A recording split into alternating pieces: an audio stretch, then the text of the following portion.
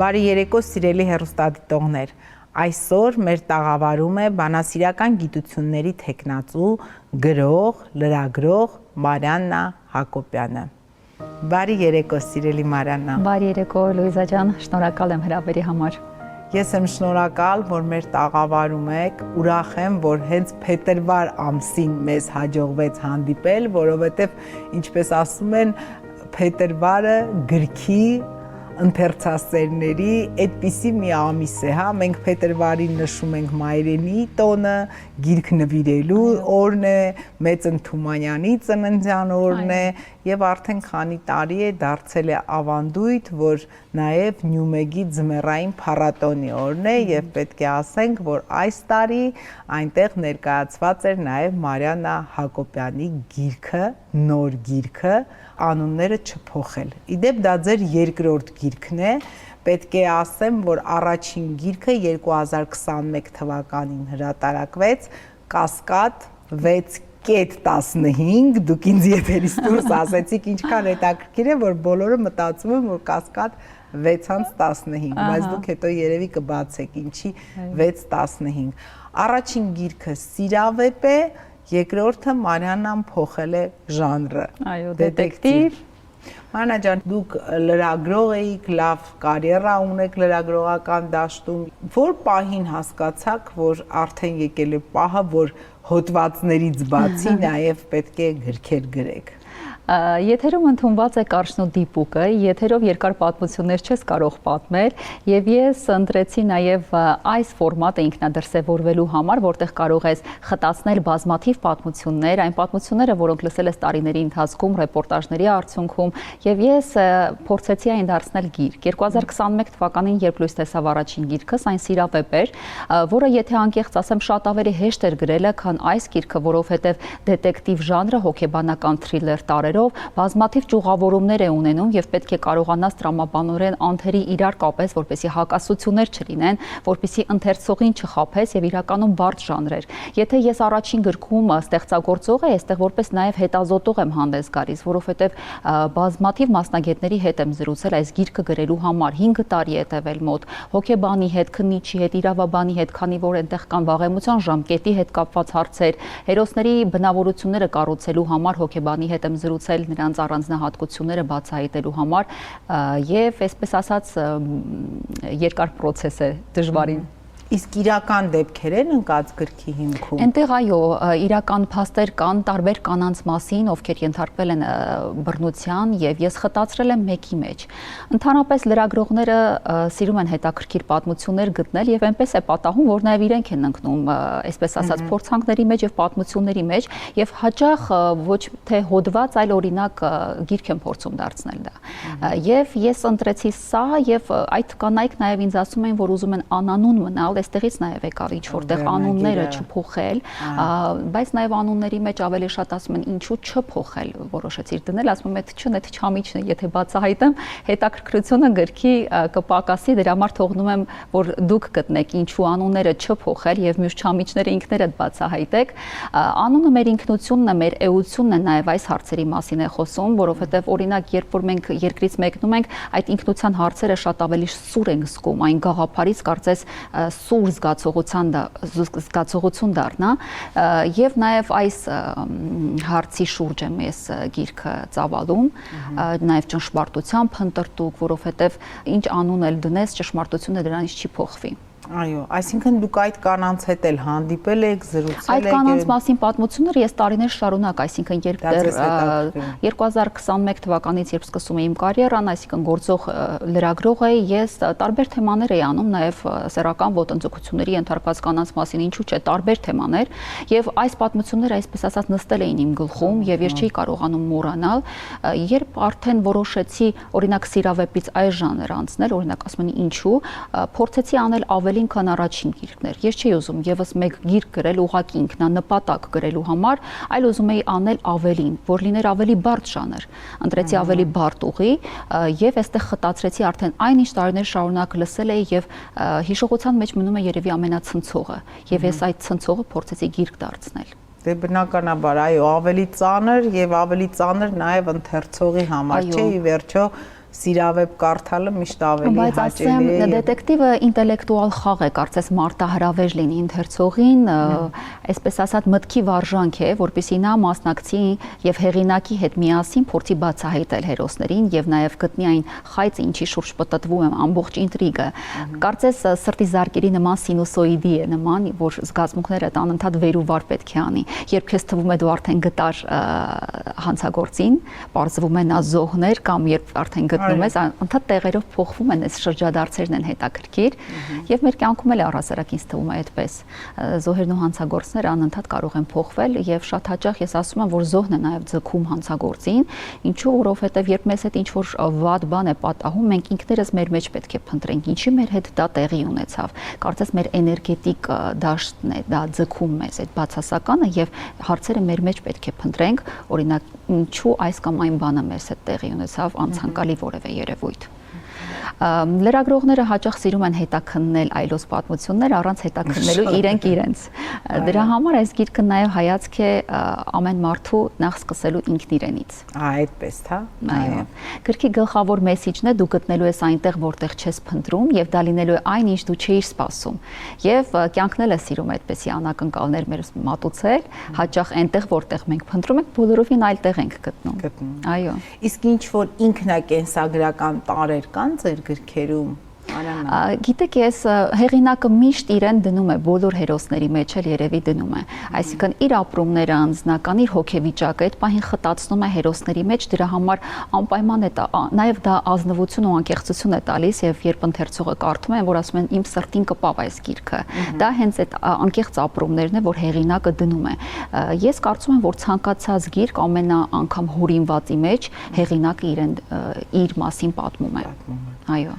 Մանա, իսկ առաջին գիրքը Կասկադ 6.15 դուք ակնկալում եք այդպիսի հաջողություն գրքից, դա ձեր առաջին փորձն էր ու որ տենց մի անգամից բեսթսելեր կդառնար ու կարող եք ասել, որ ի վերջո առաջինի հաջողությունը դրդեց նրան, որ դուք նաև մի օր որոշեք նստեք եւ սկսեք գրել երկրորդ գիրքը, թե ամեն դեպքում միևնույն է գրելու եք։ Իսկապես մեծ հաջողություն էր, ես չէի էլ սպասում եւ շատ ողջևորվեցի, որ հայ երիտասարդները այդքան ընթերցասեր են եւ կարդում են մանավանդ այդքան դժվարին թեմաներ, օրինակ առաջինը սիրավեպ էր, որը սիրային եռանկյունու շուրջ էր պտտվում, այսինքն ամուսին, կին-սիրուհի բարդ հարաբերություններ, նաեւ ձեր հաղորդման այսպես կարծրատիպերը կորտրող, ինտրիգային եւ նաեւ երևի այդ ինտրիգներ, օրինակ ասում են, ինչու որոշեցիր գրել այդ թեման, ասում եմ, ես լրագրող եմ, որ այդ լրագրողական հոտառությունը ունի եւ գիտի ինչն է հետաքրքրում հասարակությանը եւ այն փակ հարցերը, որ կան երբևէ չբարձրաձայնվող, ես փորձեցի այս գրքի միջոցով բարձրաձայնել եւ տարօրինակ էր, որ 18-19 տարեկան աղջիկներ էին ինձ գրում նամակներ, որ իրենց հետաքրքրել էր, որովհետեւ բավականին հասուն կնոջ պատմություն էր, ես ենթադրում էի, որ կհետաքրքրի 30 եւ ավելի, այսպես ասած, լսարանին, բայց իմ համար զարմանալի էր, երևի այնտեղ երկխոսություններն էին իրենց գրավել, որովհետեւ երկխոսությունը սյուժեի sense շարժիչն է եւ երկխոսությունները բավականին սրամիտ էին, հումորով էին, դինամիկ, խարիզման էին բացահայտում հերոսների, երևի թե նրանց հետաքրքրել էր հենց երկխոսությունները։ Մարիաննա, իսկ հիմա օրինակ դուք ոնց եք կարծում, այս երկրորդ գրքից ինչ ակնկալիքներ ունեք։ Կարող է մի քանի օր հետո լսենք, որ դա էլ է բեսթսելեր դառնում։ Գիտեք, երբ տարածվեց թրեյլերը այս գրքի, այն բավականին մեծ աղմուկ բարձրացրեց, ես չէի սպասում արձագանքները։ Այո, այնտեղ քանի որ սպանություն է, կնոջ բռնաբարություն է, վաղեմության ժամկետ, այսպես ասած քրեական գործեր հետաքրքիր Բաղրամյան հասցեում տեղի ունեցող եւ նույնիսկ հասցեներ կային նշված։ Ես ասում եմ բոլոր համընկումները պատահական են, այնտեղ նույնիսկ գրում էին մեկնաբանությունների դաշտում, որ մենք 30 տարի ապրել ենք այդ հասցեում, այսինքն որտեղ տեղի ունեցել այդ սպանությունը, ես ասում եմ սա գեղարվեստական աշխատանք է, գեղարվեստական գործ է եւ այդ համընկումները կարող է պատահեն։ Մարիաննա, տեսեք, դուք խոսքի սկզբում հետաքրքիր ու ճիշտ բան ասեցիք, ասում եք լրագրությունը, ընդհանրապես եթերը սիրում են կարճ եւ դիպուկ, բայց ես որոշեցի ավելի երկար։ Բայց այսօր ոչ միայն եթերը եւ լրագրողները, ժամանակակից մարդն է սիրում ամեն ինչ, որ կարճ լինի, մատչելի լինի, մենք հաճախ ուղղակի այդպես ասում ենք այսօր ժամանակակից երիտասարդները քիչ են կարդում կամ չեն կարդում, բայց կարծում եմ, որ դրան կան նաև օբյեկտիվ եւ սուբյեկտիվ պատճառներ, որովհետեւ նրանց արդեն այս ինֆորմացիայի դարում տրվում են այնպիսի հնարավորություններ, որ այդպես շատ կարճ եւ դիպուկ իրենք կարողանում են միանգամից ինչ որ ինֆորմացիայի տիրապետել։ Համարվում է, որ հասարակությունը գիրք շատ չի կարդում, թեկուզ ես պետք է նշեմ, որ ամեն տարի մեզ մոտ այս գիրք նվիրելու օրը, նույն Նյումեգի ձմեռային փառատոնին ուրախացնում է եւ մարդկանց քանակը եւ ովքեր որ հետաքրքրվում են գրքով, բայց դուք այդ վախերը չունեիք, որ օրինակ գրեմ, բայց հիմա գիրք կարդում են։ Տեսեք, Լուիզա ջան, շատ հետաքրքիր հարց եք հնչեցնում։ Ես կարծում եմ, որ ամեն շրջափուլերով է։ Մարդուն ինչ տալիս է, սկսում է այլ բան ուզել։ Օրինակ, հիմա ընդունված է այդ կարճ ստատուսները, չէ, ամեն ինչը բլոգինգը գնում է դեպի այդ կարճությունը, երկար ռիլեր ոչ մեկ չի նայում, ամեն ինչ կարճ է։ Բայց դա էլ է փոխվելու իմ կարծիքով։ Ինչու եմ ասում։ Այս տարվա Նոբելյան մրցանակակիրը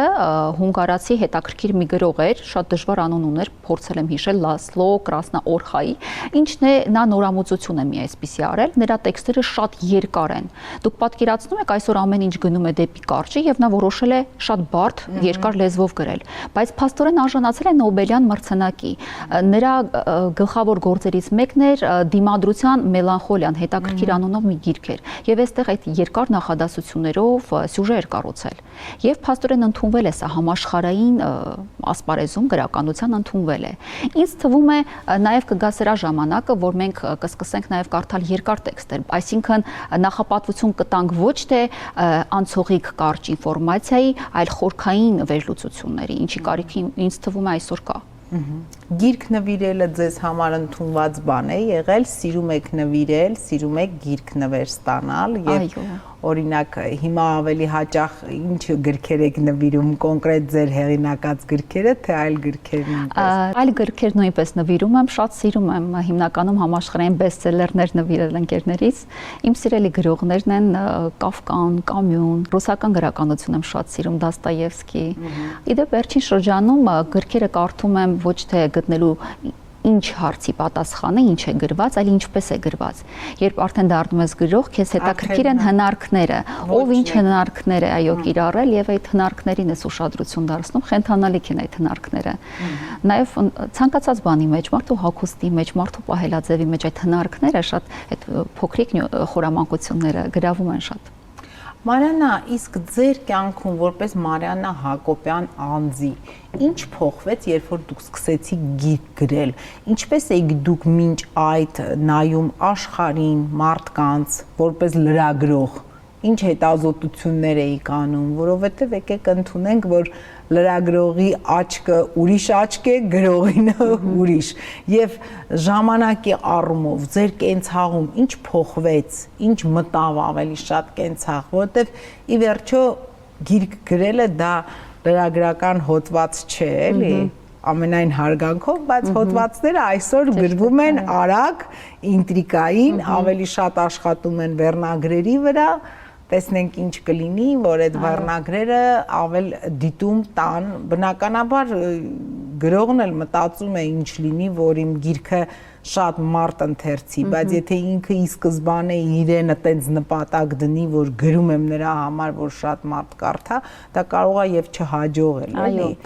Լրագրողական գիտելիքները, լրագրողական փորձը թույլ է տալիս, որ ավելի դիտողական լինես, այսինքն գտնես այն մանրուքները, որ ոմանք բաց են թողնում, եւ սա խտացնել, դարձնել գիրք, այսինքն հետևողի դերում լինես, մարդկանց ապրումները, մարդկանց էմոցիաները, հետաքրքիր բան է, որովհետև օրինակ մի անկեղծ բան ասեմ, ես ցանկացած ինչպես ցանկացած կին տնային գործերը կենցաղը շատ ձանձրացնում են եւ հաճախ ուզում ես փախնել, չանել ուղղակի այդ տան գործերը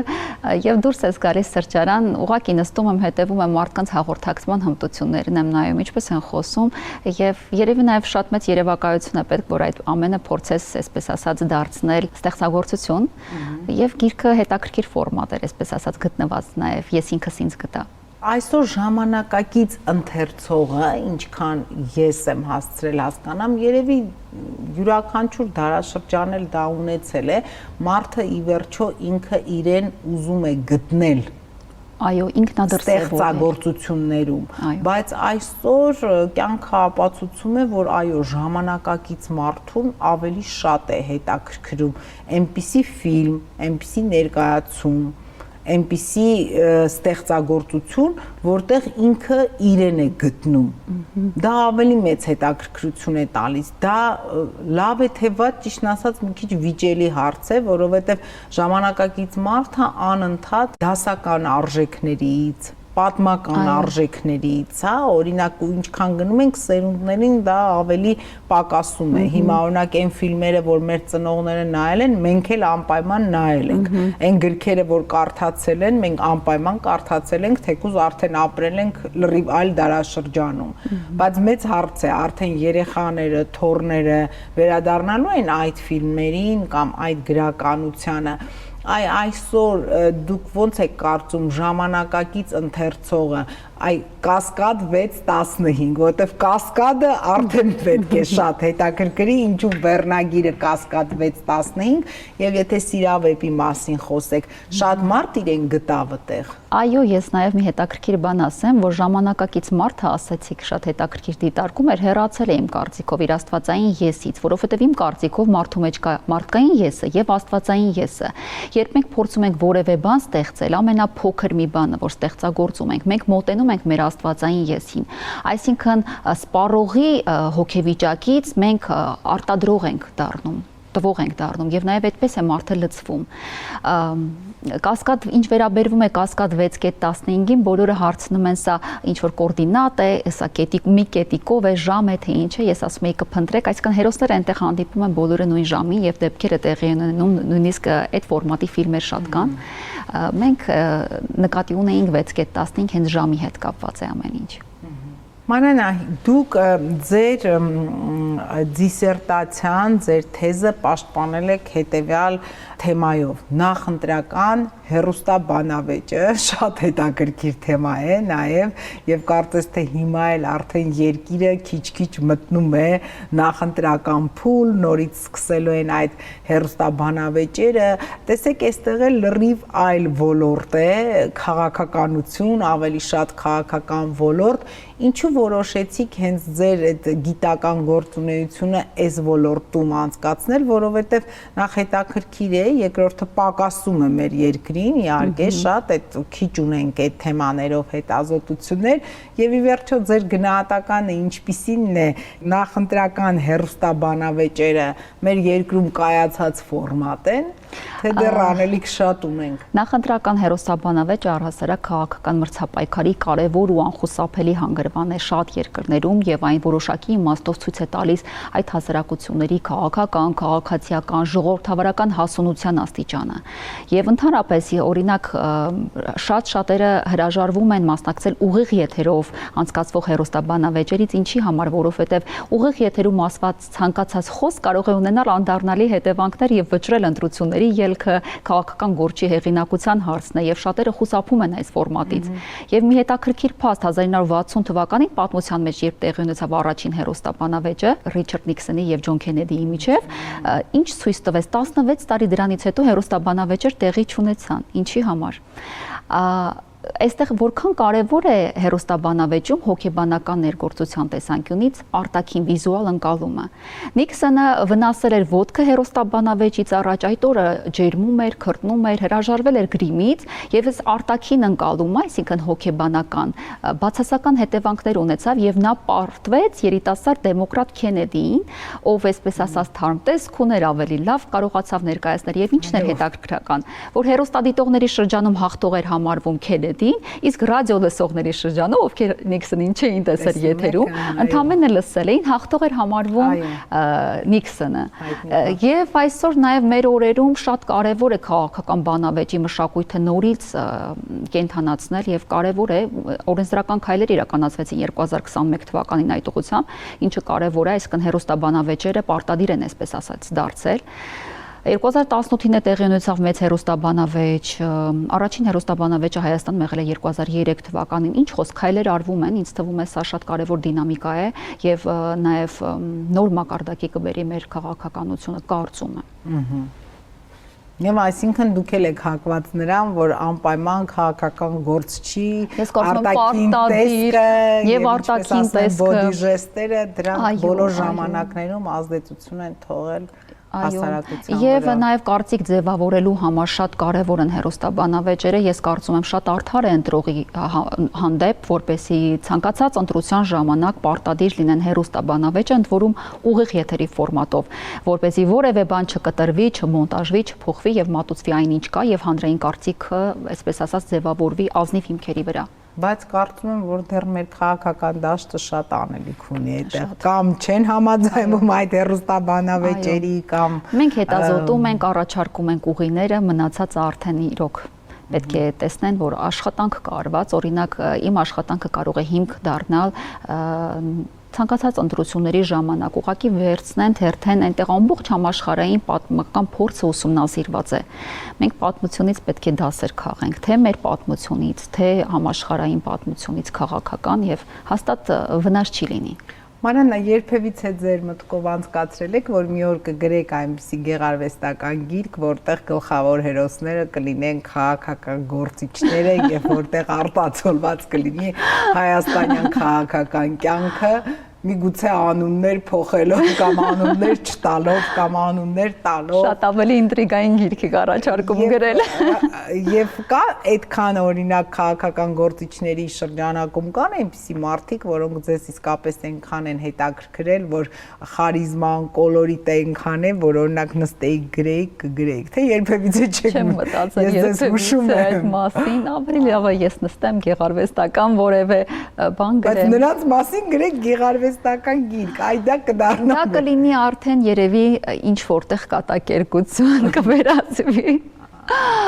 Սուր է խոսքս, բայց դուք գիտեք մեր իրականությունը ինչպես է եւ նաեւ այդ քաղաքական քննարկման մշակույթը մեր մոտ շատ ցածր մակարդակի վրա է, թե համացանց ես մտնում, տեսնում ես ինչ մակարդակի քննարկումներ են ծավալվում եւ հասկանում ես, որ այդ հասունության խնդիրը այնուամենայնիվ կա։ Տեսեք, սիրելի Մարիաննա, հիմա մի էսպիսի հարց, ընդհանրապես գրեթե բոլոր կանանց կայացած որևէ ասպարեզում աշխատող կանանց կարիերայի որոշակի արդեն աճ ունեցող առաջընթաց հաճախ են այդ հարցը տալիս, օրինակ, եթե դուք կանգնեիք այն հարցի առջև ընտանիք, թե կարիերա, ինչը կընտրեիք, մեկ-մեկ արդեն զգում ես, որ այդ հարցը մի քիչ տրիվիալ է դարձել եւ ասում ես ինչքան կարելի է բոլորին այդ նույն հարցը տալ։ Բայց Մարիաննա Հակոբյանի դեպքում արդեն այլ է, որովհետեւ նրան ոչ թե պետք է ասես, եթե լիներ ընտրություն, Մարիաննան այսօր այդ ընտրությունը կատարել է արդեն եւ ինչպես ստացվում է, որոշել է, որ պետք է լինի ընտանիքի կողքին, ձեր ամուսինը օդաչու է, ամուսնու պարագայում էլ, ինչպես ասում են, первым делом самолётին, девушки потом, բայց կարծես թե ամուսինն էլ այդ բալանսը գտել է եւ ինքնաթիռը կա եւ գեղեցկուհի տիկինը կա։ Մարիաննա, դուք այսօր բնակվում եք Աբու Դաբիում ընտանիքով, երեխայի եւ ամուսնու հետ եւ ընտրել եք, որտեւ ամուսնու աշխատանքն էր այնտեղ։ Այստեղ էլ կարելի է ասել, որ ձեր տարիքը, ձեր կարիերան այն պիկի վրա էր գտնվում, որ եթե լրագրող որպես ձեզ ճանաչում էին, բայց դուք արդեն փորձեր եք արել եւ գիրք եք գրել եւ հաջողություն էր ունեցել գիրքը եւ հիմա երկրորդն եք գրել, եթե անկեղծ լինեք, էլի Մարիաննա ջան, ինչպես է տրվում կնոջը այդ որոշումը, որ արդեն պետք է հաստատ որոշես, որ կամ սա է եւ միանգամից այլ իրականություն, այլ երկիր, ուրիշ լեզվով խոսող մարդիկ, ինչ է փոխվել հիմա ձեր կյանքում։ Ընդհանրապես կանայք այդ հանունների համար զոհաբերում են շատ հաճախ իրենց։ Ես զոհաբերություն բառը չեմ սիրում եւ այն կփոխարինեի առաջնահերթություն բառով։ Երբ սկսում ես ինքդ քեզ վրա աշխատել, կայանալ, հասկանում ես ինչքան կարևոր է քեզ կողքիդ աջակցող մարդիկ ունենալ։ Իմ կարծիքով ընտանիքը շատ ավելի կարևոր է։ Երբ ճիշտ մարդ ես ընտրում քո կողքին, հատկապես ամուսին, ով աջակցում է, հիանում է քեզնով, հպարտանում է քո հաջողություններով եւ այսպես ասած նաեւ ինքն է այնպես անում, որ դու ունենաս վերելքներ, ոչ թե վայրեջքներ, ամեն ինչ հաջողում է։ Թեւութիկունք է լինում։ Սա շատ կարևոր է աջակցող մարդ ունենալ, որ կուրախանա քո հաջողություններով եւ կնպաստի դրանց։ Բայց դուք մի անգամից այդ որոշումը որոշվեց, որ պիտի ընտանիքով մեկնեք, դուք պետք է աշխատանքից դուրս գաք եւ այլն, ինչպես այդ որոշումը ձեզ տրվեց։ Երևի թե արդեն բավարարվել է ինչ-որ չափով աշխատանքով, այն երազանքներն ու նպատակները, որ դրել էի մառչև, այսպես ասած հերթով իրականացնելով առաջ էի գնում, եւ երբ եկավ արդեն ընտրությունը, ինչ արած, այսինքն կամ ընտանիքը պետք է հեռու իրարից ապրի, երեխան հորից հեռու լինի, բնականաբար իմ համար անընդունելի էր եւ ես գտա, որ առաջնահերթությունը տալիս եմ ընտանիքին, ես կզբաղվեմ այլ գործով, գրական օրինակ գործունեությամբ կզբաղվեմ, ինչու՞ չէ, Աբու Դաբիում, այո, նոր մշակույթ, նոր հետաքրքրություններ, երբեք չպետք է վախենալ այդ հարմարավետ գոտուց դուրս գալ, ինձ թվում է, որքան թողնում ես հարմարավետության գոտին, այդքան ավելի նոր հնարավորություններ են բացվում, որովհետեւ նաեւ նոր փորձ ես ձեռք բերում։ Մանանա, դուք կարծրատիպեր ունեք,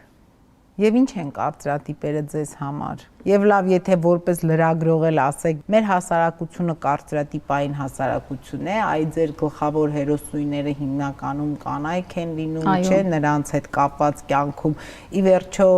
այն դժվարությունները, դժբախտությունները, ինչ ասեմ, միգուցե լավ ու գեղեցիկ պահերն էլ, բայց կարծրատիպեր կան։ Այո, մեր հասարակությունը ցավոք կարծրատիպային է շատ, նույնիսկ ընտանիքներում, երբ երեխան փոքր է, հայրը հարցնում է, հայրիկին է շատ սիրում, թե մայրիկին, այդ անմեղ հարցը անգամ որոշում է, նույնիսկ նախապատվությունը պետք է տալ հոր կողմը, այսպես ասած, սպասում են, որ երեխան ասի հոր անունը, կամ օրինակ տղա երեխաներին ավելի մեծ ոգևորությամբ են սպասում, քան աղջիկ երեխաներին, ու նաև գիտեք, սերով պայմանավորված որքան ընդհատումներ են լինում, ու ընդհանրապես սա շատ ցավոտ է մեր հասարակության մեջ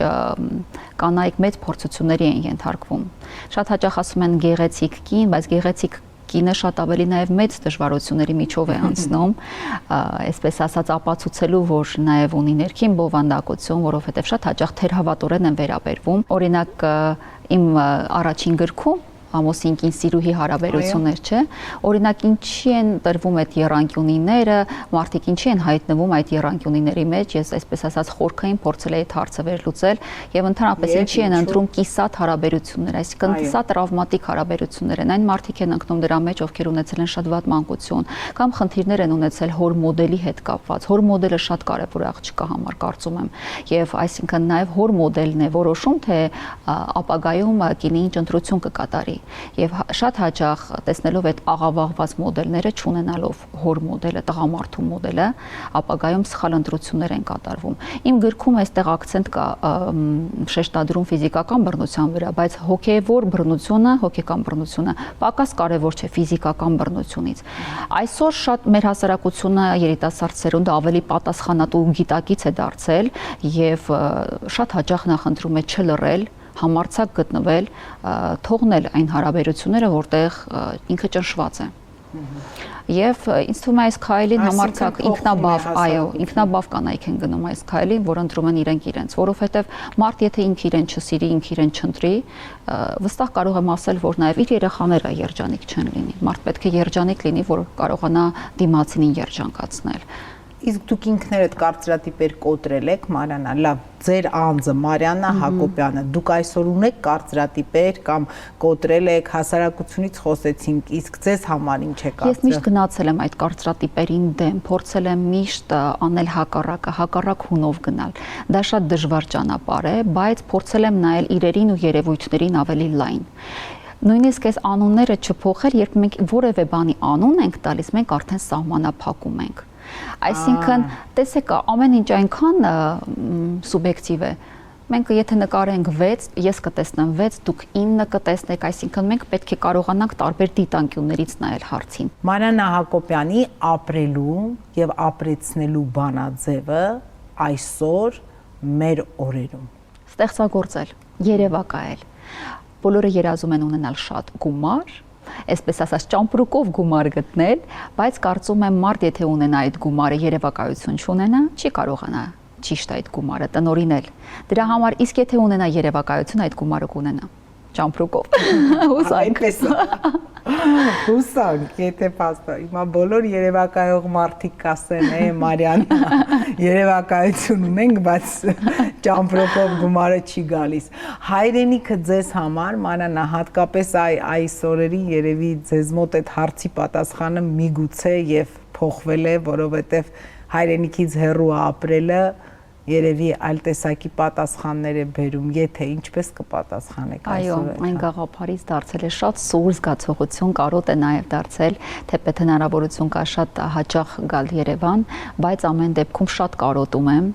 եւ ինքնության հարցերի մասին եմ մտածում։ Պահելու հավատը, մանավանդ այլ մշակույթ կրող երկրում եմ ես,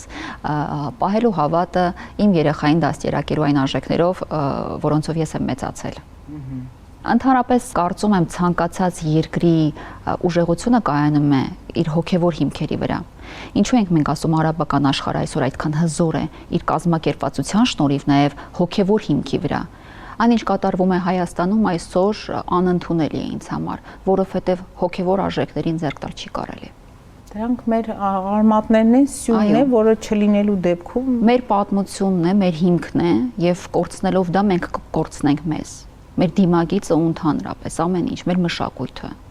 Այսօր իհարկե անվտանգային հարցերը առաջնային են, բայց չպետք է մոռանալ մշակույթի մասին, որովհետև մեր մշակույթի մեջ է խտացված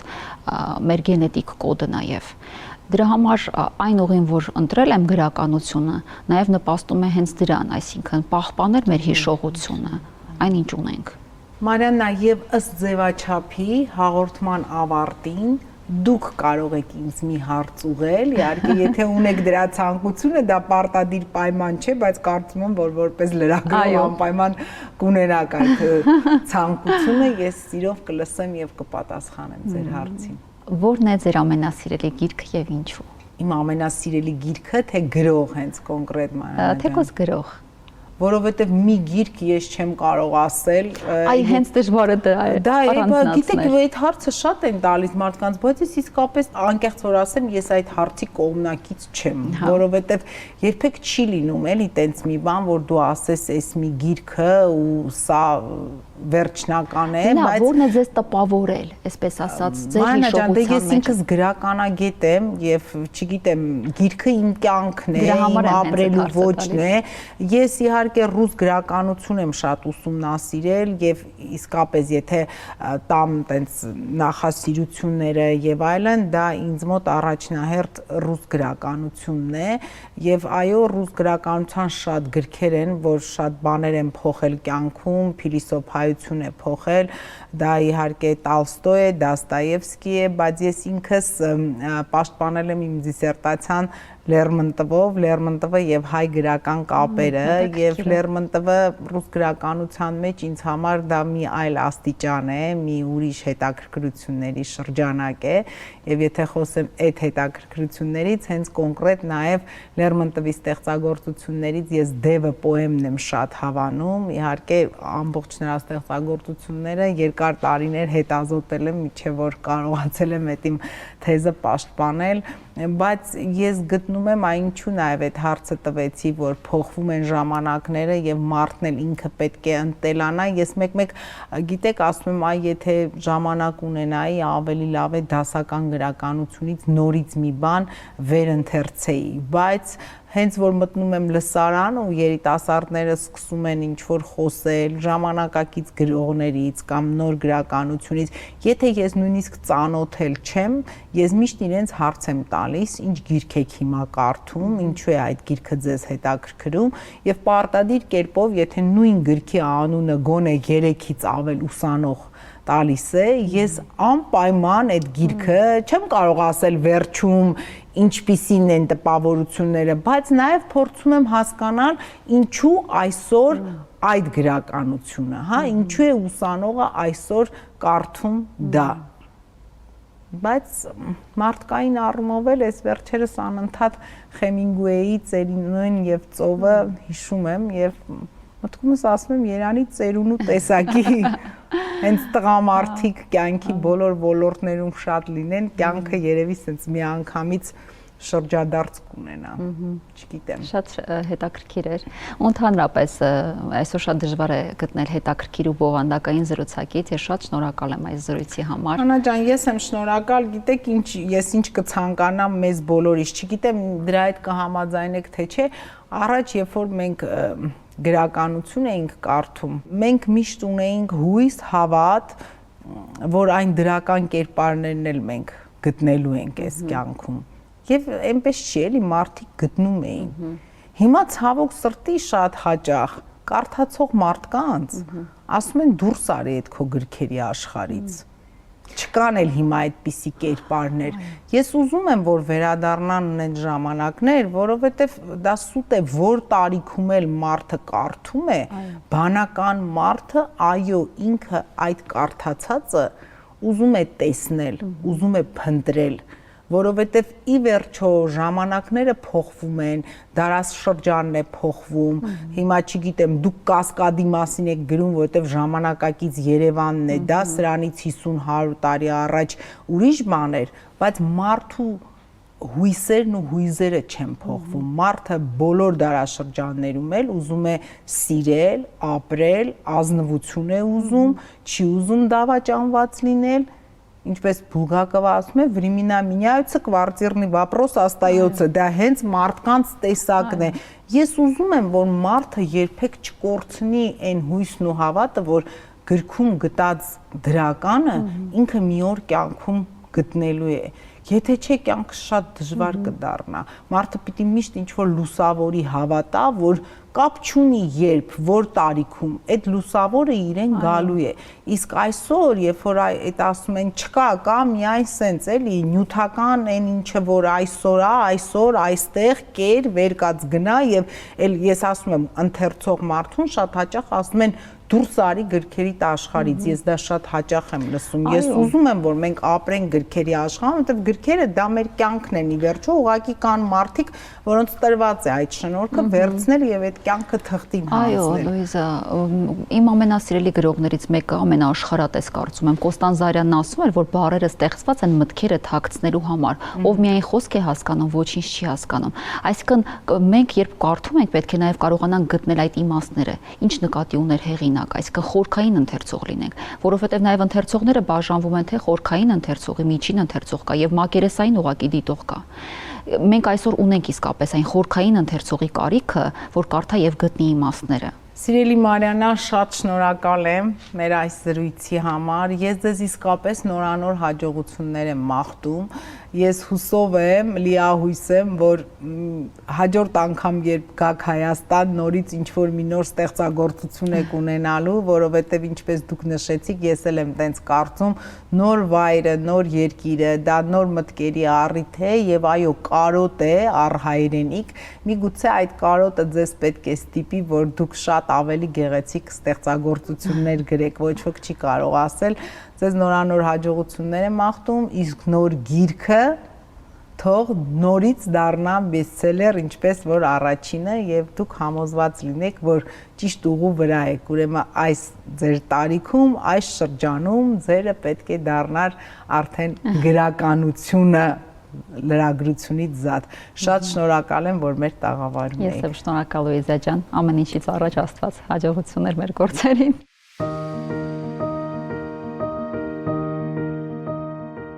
Ես մաղթում եմ ամեն բանի նայել երեխայի աչքերով, որպես արկած, հանճարեղը պարզության մեջ է։ Մի հետաքրքիր բան ասեմ, դետեկտիվ ժանրի մասին էինք խոսում, Ագաթա Քրիստին 70-ից ավելի դետեկտիվի հեղինակ էր ու ես զարմանում եմ, թե ոնց է հնարավոր ընդհանրապես այդքան դետեկտիվ գրել։ Բարդ ժանր է վերջո, բայց նա իմ կարծիքով ամեն բանի նայում էր որպես արկած, իր կյանքին շատ թեթև էր վերաբերվում եւ նրա կյանքը հենց արկած էր եւ դրա համար նրա մոտ ստացվում էր։ Իդեպ նրա ամուսինն էլ օդաչու էր եւ նա կյանքի օրոք սովորեց օդանավ վարել։ Հիմա իմ ամուսնուն կատակով ասվում հաջորդ քայլով պետք է ինքնաթիռ վարել սովորեցնես։ Եթե դու ինձ դա վարել սովորեցնես, ես ավելի շատ դետեկտիվներ։ Այնպես որ Ագաթան, այո, իր ժամանակի краткость сестра таланта։ Այո։ Ագաթան իր ժամանակի համարձակ կանանցից մեկն էր, այդ համարձակությունը ուզում եմ յուրաքանչյուր կին իր մեջ ունենա։ Այսպիսին էր Մարիաննա Հակոբյանը առանց կարծրատիպերի։ Մարիաննան ասում է, որ կյանքի ընթացքում միշտ դեմ է գնացել կարծրատիպերին։ Այնպես որ ապրեք առանց կարծրատիպերի, մի վախեցեք, կհանդիպենք հաջորդ շաբաթ։